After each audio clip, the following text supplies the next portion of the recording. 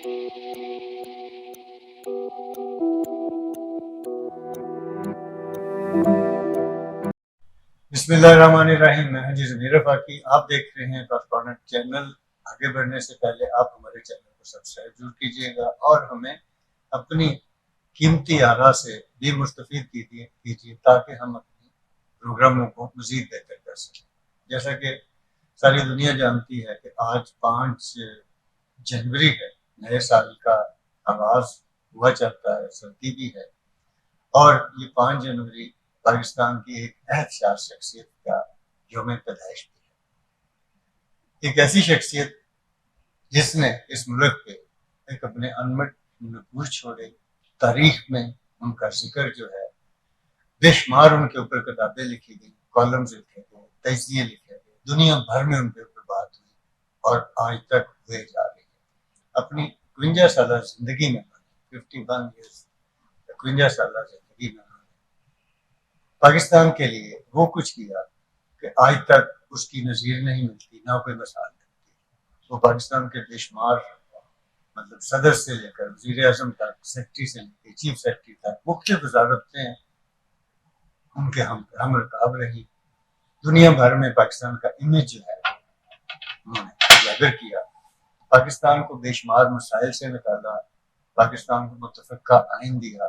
आज जो आप पाकिस्तान में मुख्तलिफ जो जितने बड़े बड़े प्रोजेक्ट देखते हैं, ये उन्हीं के दौरे हुकूमत का हमें दिया हुआ तोहफा है।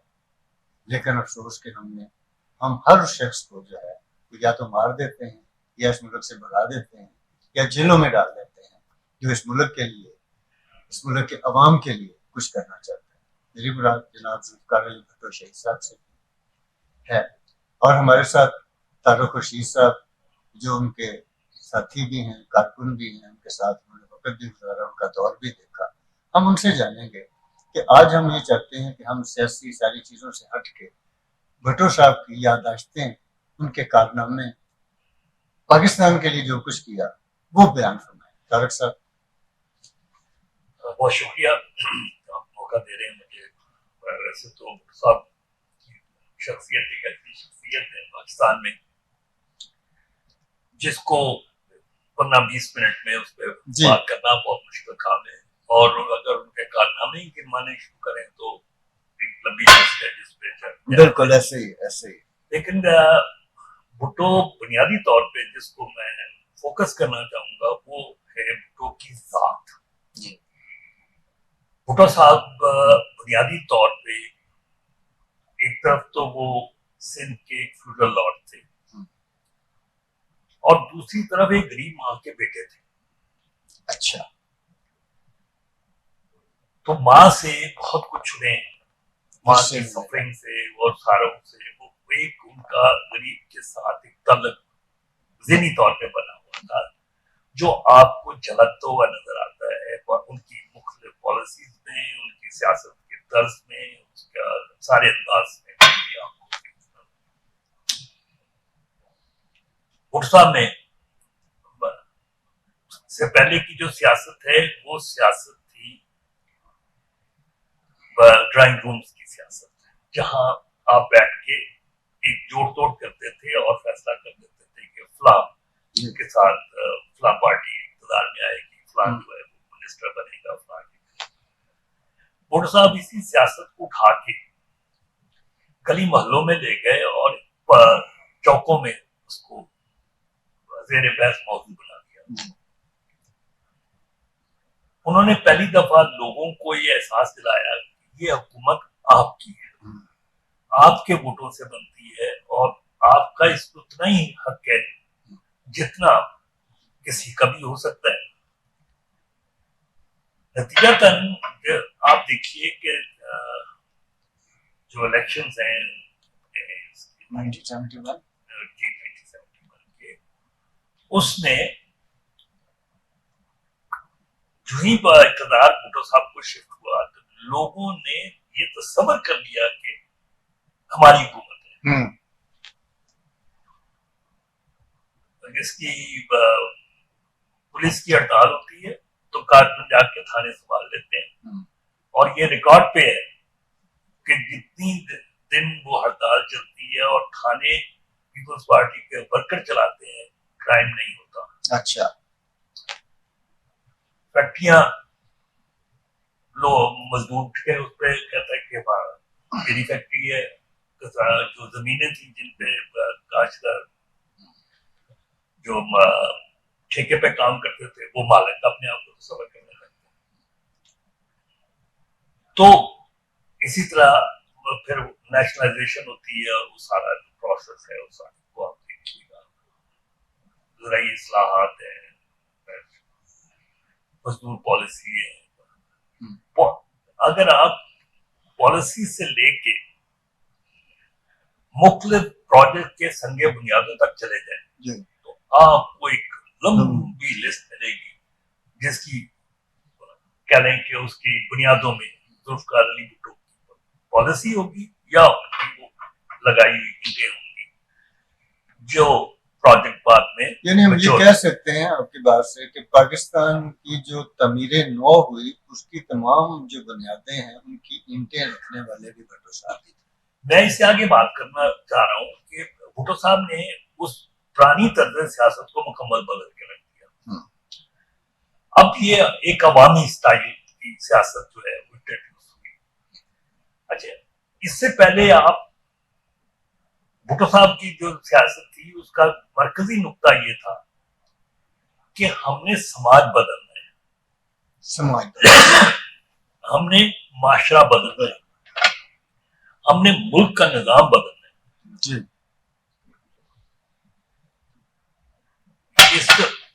इस सियासत में इंडिविजुअल बैकग्राउंड में चला गया और इज्तिमाई जद्दोजहद जो है वो वर्कर सामने आई।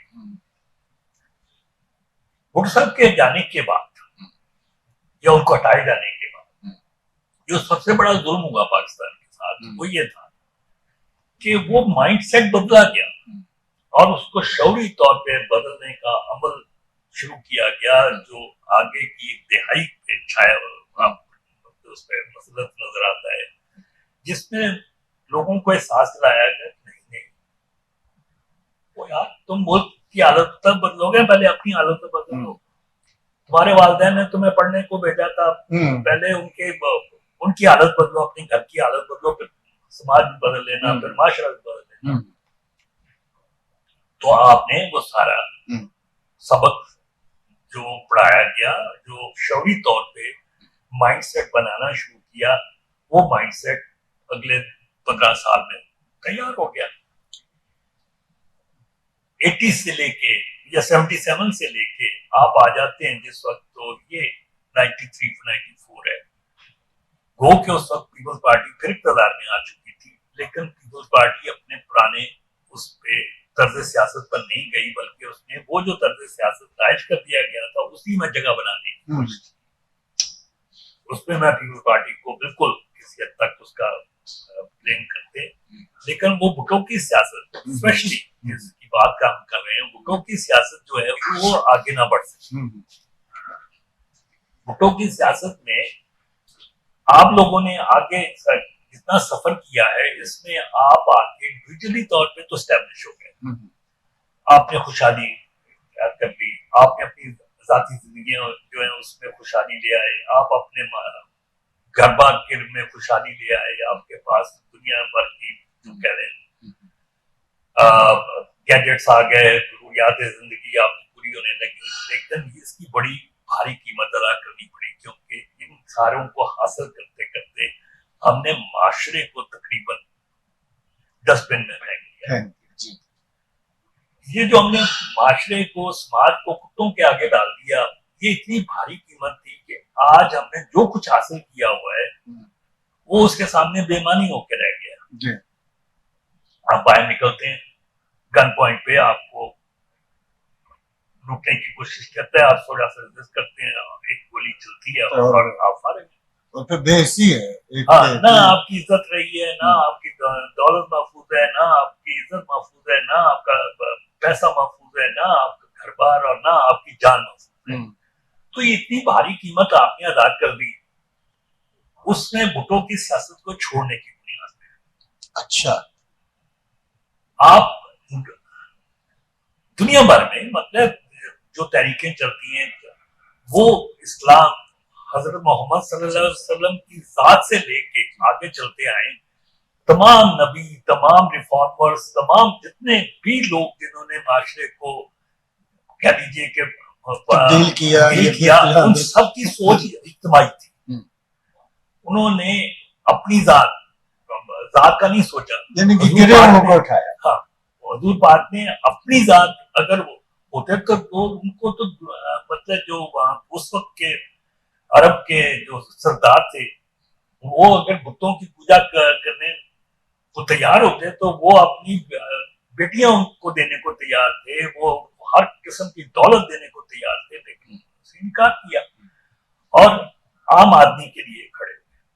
दूसरी तरफ आ जाइए जो मतलब जिसका मजहब से कोई ताल्लुक नहीं है, मार्क्स को देखिए, कार्ल मार्क्स को, कि अपने बेटे की इलाज के लिए दवाई लेने के लिए पैसे निकलते हैं और वो पैसों की जाके स्याही और वो कागज खरीद के ले आता है, बच्चा फौत हो जाता है, लेकिन वो अपनी जो है इज्तिमाई सोच को मतलब क्या इज्तिमाई मतलब बेहतरी के लिए अपने बच्चे को कुर्बान कर देता है, अपने घर को कुर्बान करता है। और ये मिसालें से तारीख में भरी पड़ी।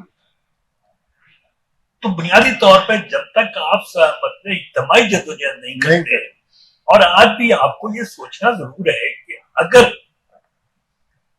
आप इज्तिमाई जद्दोजहद नहीं करेंगे, आप माशरे को बेहतर बनाने की कोशिश नहीं करेंगे, तो आपके ये मसाइल हल नहीं होने वाले।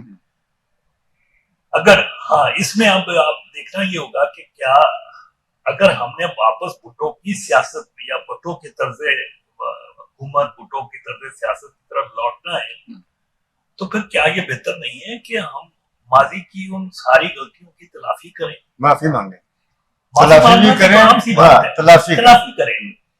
आप एक दफा तो मतलब उसकी पार्टी को एक ऐसा मौका दें कि वो फिर नए सिरे से वापस जा सके। अगर वो नहीं जाती तो फिर ठीक है, फिर उसको हमेशा के लिए दफन कर दें।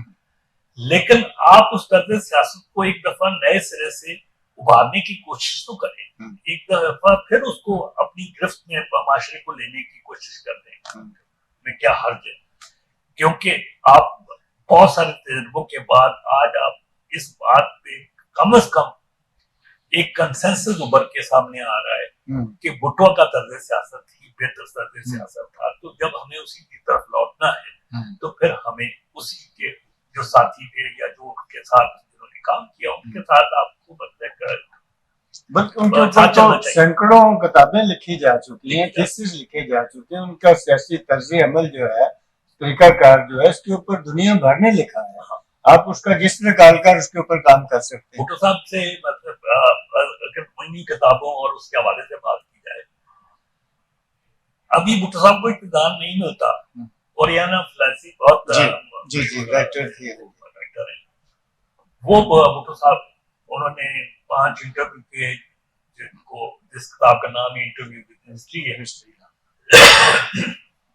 वो आती है पाकिस्तान में, और वो उसमें उन 5 इंटरव्यू में एक इंटरव्यू जो है जुल्फकार अली भुट्टो का किया। तो जुल्फकार अली भुट्टो को जब इंटरव्यू करती हैं तो उस वक्त पूछती हैं कि आपकी कोई ख्वाहिश जो आप चाहें कि कहा मैं फौज क्या तुम्हारा जाना चाहता हूँ, तारीख क्या। और देखिए कि वो शख्स जिसके पास ये अमलन चॉइस मौजूद थी, कहीं भी जा सकते थे, कि वो मुल्क में वो कहीं भी जा सकता था, वो अपनी जिंदगी कम से कम बचा सकते थे। दुनिया के बेशुमार बादशाह उनको ले जाने के लिए तैयार थे। सुनने में तो ये भी आता है कि कुछ मुल्कों ने तैयारे भी भेजे थे। हाँ, वो बहुत सारी है उसमें, फलस्तीन के हवाले से बात है, यासर अरफात के हवाले से की जाती है, कदाफी के हवाले से की जाती है। मैं खुद कदाफी के हवाले से, क्योंकि मेरी बात हुई है कदाफी से, ये बात बिल्कुल सूख से कह सकता हूँ कि चाहते थे कि और उन्हें अंदाजा था कि कितना बड़ा लीडर है। तो वो उस वक्त भी तारीख के हाथों नहीं पहुंचना चाहते। फिर उस आदमी में जो खुदादार सलाहियतें थी उनकी तरफ जाइए तो आप देखेंगे कि एक फोटो मेमोरी थी, ऐसी याददाश्त के जो चीज आपकी नजरों के सामने से गुजर गई है कई सालों बाद भी आपको उसी तरह याद है जैसे आप अभी पढ़ रहे हैं उसको। इतनी हाजिर जवाबी है कि वो मशहूर फिक्र है वो जिस वक्त कनाडा अपने अमेरिका के प्रेसिडेंट ने कहा कि अगर आप अमेरिका में पैदा होते तो आप मेरे वजीर खारजा होते। उनका नहीं, मैं प्रेसिडेंट और इस तरह की फिल्म दी या फिल्म दी बरजस्ता जो उसके जो आवाज जो है इसी तरह का मतलब। फिर आ जाइए कि आम आदमी जो जब से जुलूस है जिसमें मतलब कई वाकयात गिनवाए जा सकते हैं जिसमें लोगों के सेंटिमेंट्स के बारे में पता होना और उसको अपने हक में एकदम से मोड़ लेना। तो भुट्टो साहब की वो जो खुदादार सलाहितें हैं वो बाद में आपको लैग करती नजर आती है। फिर आपके आगे जो लीडरशिप नजर आती है उसमें वो चीजें नहीं थी। और भुट्टो साहब से मतलब एक बात और, जो ब्यूरोक्रेट उस वक्त के अगर जिंदा हैं और उन्होंने भुट्टो साहब को किसी किस्म की कोई फाइलें भेजी हैं तो आपको बताएंगे कि जब फाइल आती थी तो उसके हाशिए जो है वो भरे होते थे और भुट्टो साहब ने उसके ऊपर कमेंट्स किए होते थे। याददाश्त इतनी थी कि अगर एक समरी दूसरी तीसरी बार जाती थी तो सेक्रेटरी से पूछ लेते थे कि भाई ये तीसरी बार क्यों भेज रहे। अमलन उसके बाद मैं नहीं समझता कि कोई वज़ीर आज़म कोई ऐसा गुजरा जिसको ये याद हो कि ये समरी तीसरी बार आ रही है, चौथी बार आ रही है या ये इशू जो है इतनी बार उठाया जा रहा है।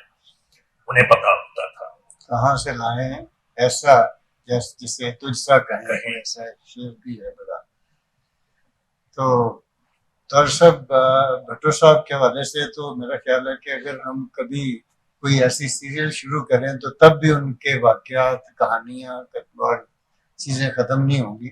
अभी तो मैंने कहानियां बयान नहीं, लेकिन अलमिया ये है कि एक बस इस पे छोटा सा एक मतलब कमेंट्स आपका चाहते हैं जो कुछ उनके साथ हुआ इसको किस तरह से देखते हैं।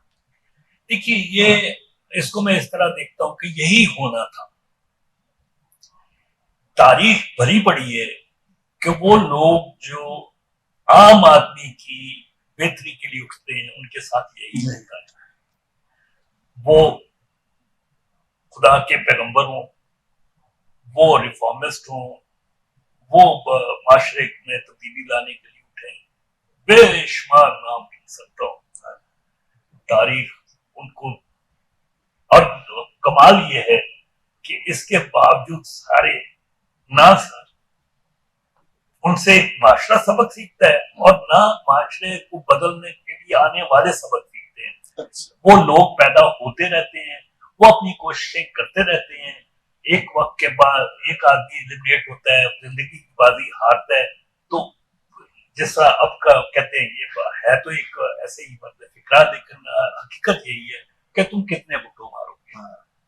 बेसिकली ये है कि आप कितने रिफॉर्मिस्ट मारेंगे। वो रिफॉर्मिस्ट पैदा होते रहेंगे, माशरे में तब्दीली का अमल आगे बढ़ता रहेगा। लोग एक नहीं होगा, दूसरा होगा, दूसरा नहीं होगा, तीसरा होगा। अच्छा, लोग आगे आते रहेंगे। ऐसा ना हो, मतलब हम जैसे ऑप्टिमिस्ट लोग जो हैं खुश फहम है कि जिंदगी में ऐसा ना हो, उसके लिए क्या किया जाए। देखिए कैसे लोग थोड़ा सा मजबूती तक बन जाता है, ऐसा कैसे ना हो।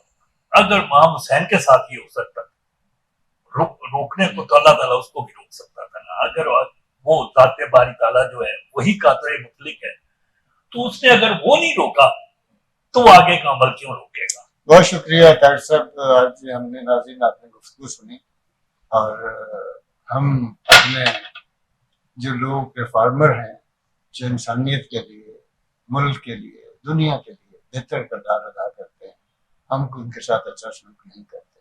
मेरे जैसे लोगों का बहरहाल ये एक सवाल है आपसे भी कि ऐसा ना हो, कुछ ऐसा अमल करें ताकि हमारे ये लोग जो एसेट्स हैं जो कहीं बैठे भी हों तो वो अपना किरदार अदा कर सकते हैं, तो जिंदा रहें और अपना किरदार अदा करें, क्योंकि किरदार इंसान ने अपनी जिंदगी में करना है और वही उसका आगे।